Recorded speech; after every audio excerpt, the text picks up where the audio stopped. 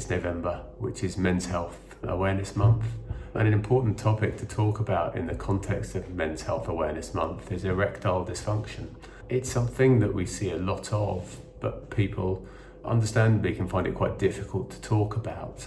But it's a really important topic to address, both because of the impact it has psychologically on people, but also on the fact that it can indicate that there are important underlying disease processes or things going on that can be addressed and that we can look into. So it may present early with a loss of morning erections and then progressing on to difficulties achieving an erection or maintaining an erection.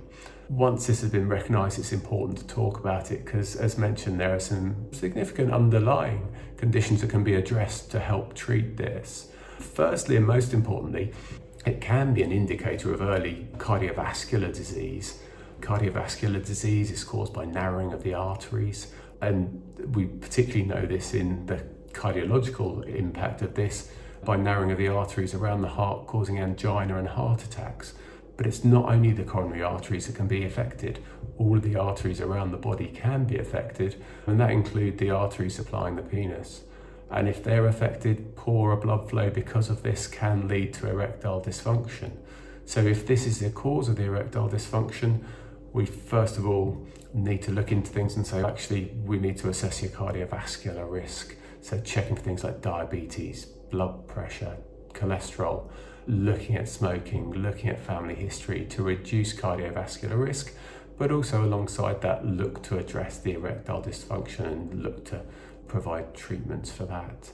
Other causes include low testosterone, increasingly recognised and can present with symptoms such as decreased libido, reduced morning erections, difficulty maintaining and achieving an erection, tiredness, change in body hair composition, reduced testicular size, among other symptoms. Again, this is something we can test for with blood tests and then look to address low testosterone if it's found, and then therefore address symptoms.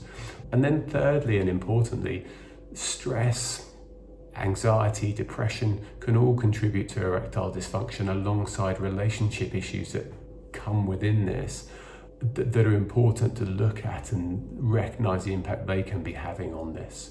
And finally, it's important to note that it can be an interplay of all these things that can contribute to it. So please, if you do have these symptoms, you're concerned about it and want to do something about it, book in, we can get you checked out, get some tests done and get you treated.